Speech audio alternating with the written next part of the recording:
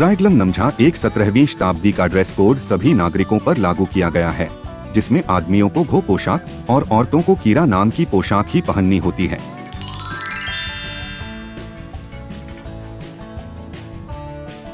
यहाँ के लोग आज भी मानते हैं कि येटी होता है। येटी एक जानवर है जो बर्फ से ढके हिमालयन पर्वतों में रहता है। लोग कहते हैं कि उन्होंने इसे देखा है। भूटान की स्टैम्प्स में येटी देखने को मिल जाता है। दुनिया का सबसे मुश्किल ट्रैक जो कि भूटान में है, उसका नाम भी येटी के नाम पर रखा गया है, द स्नोमैन ट्रैक।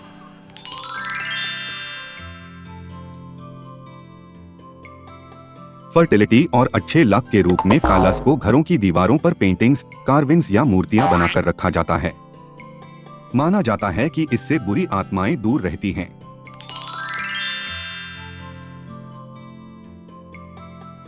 भूटानी राजाओं का एक मुख्य प्रतीक रेवन क्राउन है, जिसे पहले राजा उगेन वांगचुक के शासन के बाद सभी राजाओं द्वारा पहना जाता है। रेवेन भूटान का राष्ट्रीय पक्षी है। रेवेन्स कोवा परिवार से संबंधित बड़े, अत्यधिक बुद्धिमान पक्षी हैं। यह पक्षी भूटान के संरक्षक देवता महाकाल के एक रूप को रिप्रेजेंट करता है।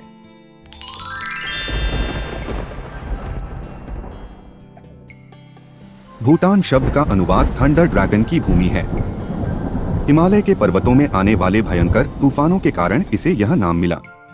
देश के झंडे पर एक ड्रैगन भी अंकित है। ड्रैगन के पंजों में रत्न हैं जो राष्ट्रीय धन और शांति को रिप्रेजेंट करते हैं।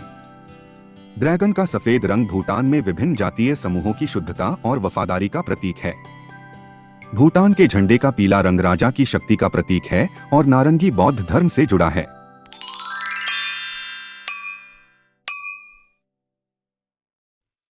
आरा या अराग यह भूटान में पी जाने वाली एक पारंपरिक शराब है।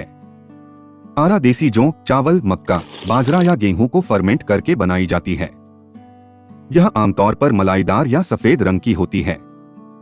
इसे घर में बनाकर पीने की ही अनुमति है। इसे दुकानों में बेचना अलाउड नहीं है।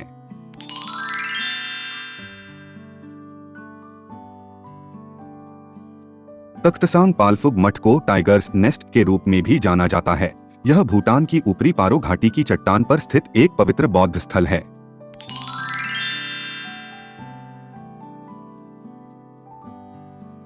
भूटान के लोगों को मिर्ची से बहुत प्यार है। सभी व्यंजनों में बड़े पैमाने पर मिर्ची का प्रयोग होता है। कहा जाता है कि अगर खाना तीखा ना हो तो यह लोग उसे छूते भी नहीं हैं। खाने के अलावा भी घर से बुरी आत्माओं को भगाने के लिए या अपशकुन मिटाने के लिए भी मिर्च जलाई जाती है।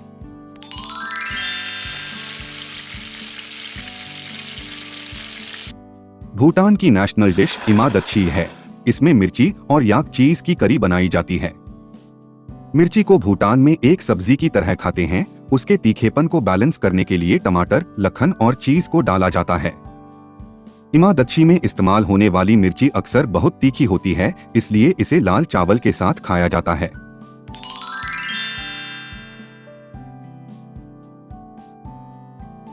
भूटानी लोगों के लिए विदेशी नागरिकों से शादी करना बहुत मुश्किल है। इसमें भारतीय मूल के लोग भी शामिल हैं।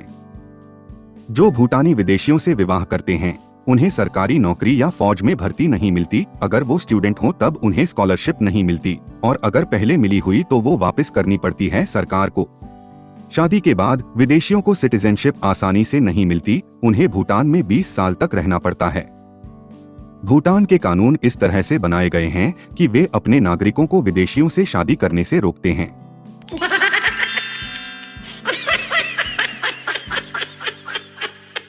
भूटान दुनिया का एकमात्र देश है जो आधिकारिक तौर पर राष्ट्रीय खुशहाली मापता है।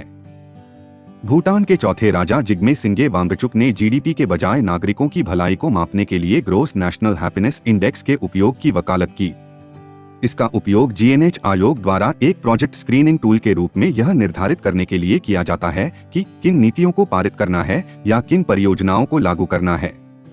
आखिरी सर्वेक्षण 2015 में सभी 20 जिलों में किया गया था। नीति निर्माण के लिए जीएनएच इंडेक्स के संस्करण को अपनाने वाले अन्य देशों और राज्यों में Thailand, Philippines, UAE, Seattle city council, Canada में ब्रिटिश कोलंबिया राज्य और अमेरिका में वर्मोंट राज्य शामिल हैं।